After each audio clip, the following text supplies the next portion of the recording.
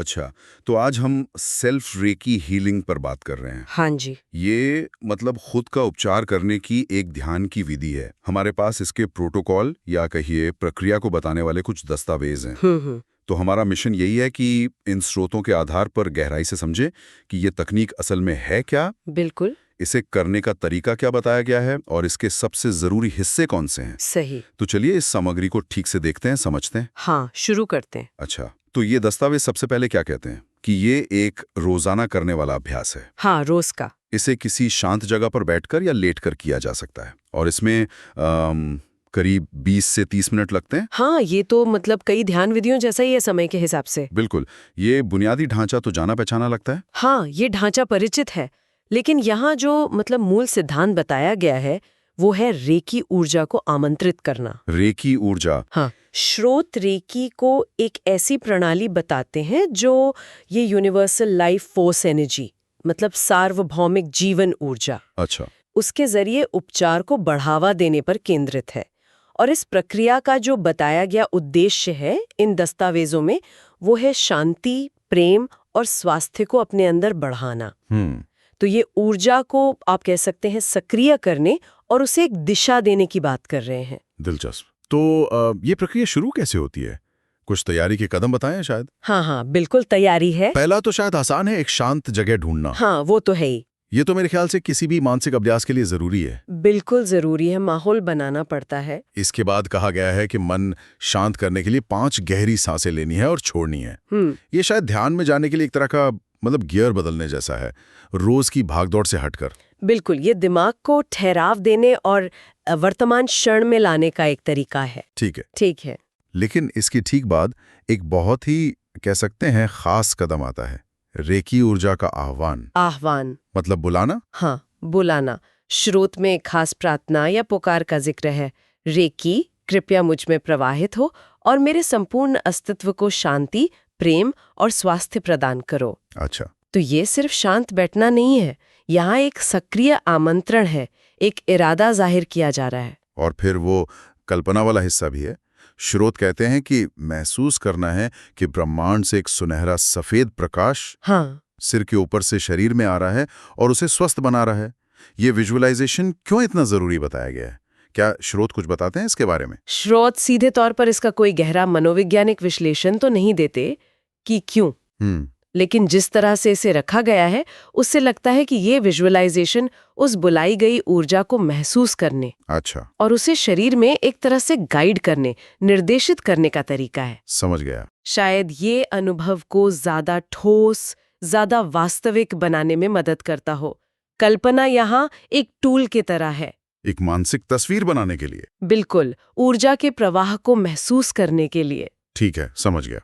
तो ये हो गई तैयारी, शांत जगह, गहरी सांसें, ऊर्जा का आवाहन और ये विजुअलाइजेशन। हाँ, इसके बाद फिर मुख्य प्रक्रिया शुरू होती है जो शरीर के ऊर्जा केंद्रों यानी चक्रों पर केंद्रित है। हाँ, बिल्कुल। स्रोत बताते हैं कि शरीर में 7 मुख्य ऊर्जा केंद्र हैं, जिन्हें चक्र कहते हैं। हाँ, चक्र। और इस ध्यान विधि में इन्हीं पर बारी बारी से ध्यान लगाना होता है। हर चक्र पर कितना समय? करीब 2-3 मिनट हर चक्र पर। अच्छा। माना जाता है कि इससे उन केंद्रों में जो ऊर्जा का प्रवाह है वो संतुलित होता है। और यहीं पर वो संकल्प, एफर्मेशंस की बात आती है ना? हाँ, बिल्कुल। हर चक्र के साथ एक खास संकल्प जुड़ा हुआ है। सही कहा। तो ये सिर्फ ऊर्जा पर ध्यान देना नहीं है, बल्कि ये एक सकारात्मक विचार या इरादा भी जोड़ना है उसके साथ। बिल्कुल। और यही बात इस प्रक्रिया को शायद खास बनाती है। ये सिर्फ महसूस करने या ऊर्जा को बहने देने के बारे में नहीं है, बल्कि ये सक्रिय रूप से मतलब जानबूझकर सकारात्मक मानसिक अवस्थाओं को स्थापित करने के बारे में है। और उन्हें शरीर के हिस्सों से जोड़ने के बारे में। हाँ, शरीर के खास हिस्सों से। हर चक्र और उसका संकल्प मिलकर एक तरह का मिनी मेडिटेशन बन जाता है। चलिए फिर इन चक्रों और उनके संकल्पों को क्रम से देखते हैं, जैसा श्रोत में दिया गया है। हाँ, देखते हैं। पहला है सिर का सबसे ऊपरी हिस्सा, क्राउन चक्र। सहस्रार। यहाँ ध्यान रखते हुए संकल्प है, मेरे विचार पवित्र, शांत और दिव्य हैं। ये तो विचारों की शुद्धि और शांति पर फोकस लगता है। हाँ, इसे अक्सर आध्यात्मिकता या हायर कॉन्शियसनेस मतलब उच्च चेतना से जोड़ा जाता है। अच्छा। श्रोत का ये संकल्प सीधे मन की स्थिति को टारगेट करता है, उसे एक शांत और सकारात्मक दिशा देने की कोशिश। ठीक। दूसरा है माथा, भौहों के बीच का स्थान, थर्ड आई चक्र। हाँ, आज्ञा चक्र। यहाँ संकल्प है, मेरी अंतर्ज्ञान शक्ति जागृत है और मैं सही मार्ग पर हूँ। ये तो इंट्यूशन और गाइडेंस से जुड़ा है साफ तौर पर। बिल्कुल, ये संकल्प आत्मविश्वास और आंतरिक समझ को बढ़ाने वाला लगता है। ये सोचना कि व्यक्ति सही रास्ते पर है, ये मानसिक स्थिरता के लिए काफी अहम हो सकता है। सही बात है। तीसरा आता है गला, थ्रोट चक्र। विशुद्धि चक्र। यहाँ ध्यान करते हुए संकल्प है, मैं सच्चाई और प्रेम के साथ संवाद करता हूँ। ये कम्युनिकेशन हमारी अभिव्यक्ति से जुड़ा है। हाँ, और यहाँ दिलचस्प बात यह है कि ये सिर्फ बोलने के बारे में नहीं है। अच्छा, बल्कि सच्चाई और प्रेम के साथ बोलने पर जोर है। तो ये एक तरह से प्रभावी और ईमानदार कम्युनिकेशन को साधने का प्रयास लगता है, जैसा श्रोति से बताते हैं। समझ गया। चौथा है हृदय चक्र, छाती के बीच में। अनाहत चक्र। इसका संकल्प है, मेरा हृदय प्रेम, करुणा और कृतज्ञता से भरपूर है। ये तो भावनाओं का केंद्र लगता है। हाँ, खासकर सकारात्मक भावनाएं, प्यार, आभार। बिल्कुल। हृदय चक्र को अक्सर इमोशंस, रिश्तों, सहानुभूति से जोड़ा जाता है। हाँ, और स्रोत का ये संकल्प सीधे इन गुणों को पोषित करने, उन्हें बढ़ाने का इरादा जाहिर करता है। और कृतज्ञता, ग्रैटिट्यूड का भाव जोड़ना भी महत्वपूर्ण है। हाँ, उसे तो आजकल वैसे भी मानसिक स्वास्थ्य से बहुत जोड़ा जाता है। बिल्कुल। पांचवा है सोलर प्लेक्सिस चक्र, अभी के थोड़ा ऊपर, मणिपुर चक्र। यहाँ संकल्प है, मैं आत्मविश्वास और शक्ति से भरा हूँ। ये पर्सनल पावर और सेल्फ एस्टीम से जुड़ा हुआ लगता है। निश्चित रूप से। इस चक्र को अक्सर इच्छा शक्ति, विल पावर, आत्मनियंत्रण और अपनी पहचान की भावना से जोड़ते हैं। तो ये संकल्प सीधे तौर पर कॉन्फिडेंस और अंदरूनी मजबूती को बढ़ाने का लक्ष्य रखता है। ठीक है। छठा है स्वादिष्ठान चक्र, नाभि से नीचे। हाँ, स्वादिष्ठान। संकल्प है, मेरी रचनात्मकता और जीवन ऊर्जा संतुलित है। हाँ। ये क्रिएटिविटी और वाइटैलिटी, जीवन शक्ति से जुड़ा है। हाँ, इसे अक्सर रचनात्मकता, भावनाओं का जो सहज प्रवाह होता है और जीवन के आनंद से जोड़ते हैं। अच्छा। स्रोत का ये संकल्प इन चीजों में संतुलन, एक बैलेंस लाने की बात करता है। न ज्यादा न कम, बल्कि एक हार्मोनी। संतुलन।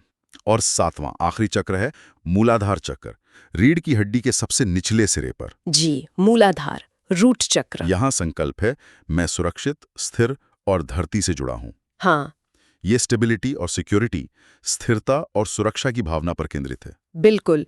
इसे अक्सर हमारी जो बेसिक जरूरतें होती हैं, सुरक्षा की भावना और ग्राउंडिंग यानी जमीन से जुड़ाव, हाँ, उससे जोड़ा जाता है।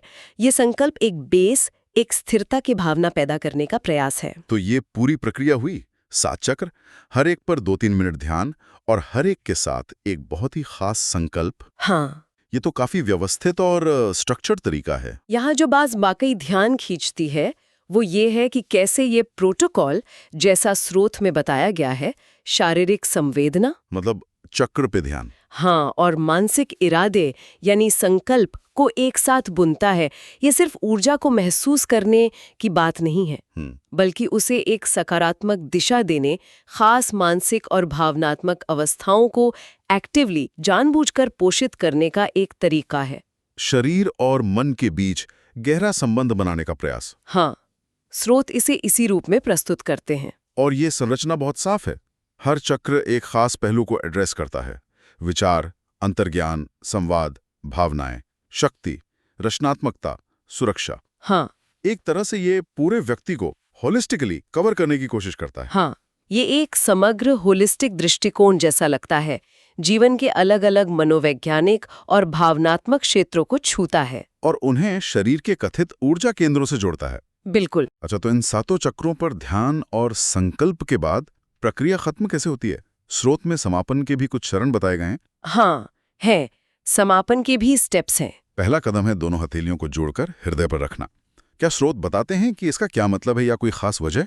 स्रोत सीधे तौर पर इसकी व्याख्या नहीं करते, लेकिन अक्सर ध्यान की परंपराओं में ये मुद्रा, मतलब हाथ जोड़ने की ये स्थिति, सम्मान, संतुलन या कृतज्ञता का प्रतीक मानी जाती है। अच्छा। यहाँ हृदय चक्र पर ध्यान देने के बाद इसे करना शायद उस भावना को और गहरा करने या सील करने का एक तरीका हो सकता है। मुमकिन है। इसके बाद एक और प्रार्थना है कृतज्ञता व्यक्त करने के लिए। धन्यवाद रेकी, धन्यवाद ईश्वर, इस दिव्य ऊर्जा के लिए। यहाँ फिर से आभार, ग्रैटिट्यूड का तत्व है। हाँ, कृतज्ञता इस पूरी प्रक्रिया का एक अहम हिस्सा लगती है। शुरू में ऊर्जा को बुलाने से लेकर अंत में धन्यवाद देने तक। ये शायद अभ्यास के प्रति सम्मान और ऊर्जा के स्रोत के प्रति आभार दिखाने का तरीका है, जैसा कि स्रोत इसे दर्शाते हैं। स्रोत में ये भी लिखा है कि अभ्यास के बाद पूरे दिन इस रेकी ऊर्जा की सुरक्षा को महसूस करने का प्रयास करें। इसका क्या मतलब हो सकता है? ये दिलचस्प है। क्या ये कोई मानसिक स्थिति बनाए रखने की बात है? ऐसा ही लगता है। स्रोत शायद ये सुझाव दे रहे हैं कि ध्यान के दौरान जो शांति या संतुलन या सुरक्षा की भावना महसूस हुई, हाँ, उसे अपनी रोजमर्रा की जिंदगी में भी साथ लेकर चले, उसे कैरी करें। अच्छा, मतलब उस अनुभव को सिर्फ ध्यान के समय तक सीमित न रखें। हाँ, उसे दिन भर फैलाने का एक मानसिक प्रयास हो सकता है। ये एक तरह की अवेयरनेस बनाए रखना। और फिर अंत में धीरे धीरे आंखें खोलकर सामान्य अवस्था में वापस आना है। जी। और ये जानकारी भी दी गई है कि ये प्रक्रिया सुबह या रात कभी भी की जा सकती है। हाँ, ये फ्लेक्सिबिलिटी या लचीलापन इसे ज्यादा लोगों के लिए आसान बनाता है। सही बात है, समय की पाबंदी ना होना इसे रोजमर्रा की जिंदगी में शामिल करने में मददगार हो सकता है। बिल्कुल। तो अगर हम इस पूरी चर्चा को समेटें तो हमने सेल्फ रेकी हीलिंग ध्यान के इस खास प्रोटोकॉल को स्रोत के आधार पर समझा। हाँ। इसमें तैयारी के चरण हैं। हाँ। फिर 7 चक्रों पर खास संकल्पों के साथ ध्यान लगाना है। और अंत में आभार और समापन की प्रक्रिया है। ये स्वदेखभाल और आंतरिक संतुलन के लिए एक बहुत ही स्ट्रक्चर्ड, मतलब चरण दर चरण गाइड जैसा है। बिल्कुल। यदि हम इसे बड़ी तस्वीर में देखें तो ये प्रोटोकॉल कई चीजों का मिश्रण है, जैसा स्रोत में बताया गया है। जैसे ऊर्जा की अवधारणा, जिसे रेकी कहा गया है, सकारात्मक पुष्टि या संकल्पों का सचेत उपयोग, हाँ। शरीर केंद्रित ध्यान मतलब चक्रों पर ध्यान, और विजुअलाइजेशन भी।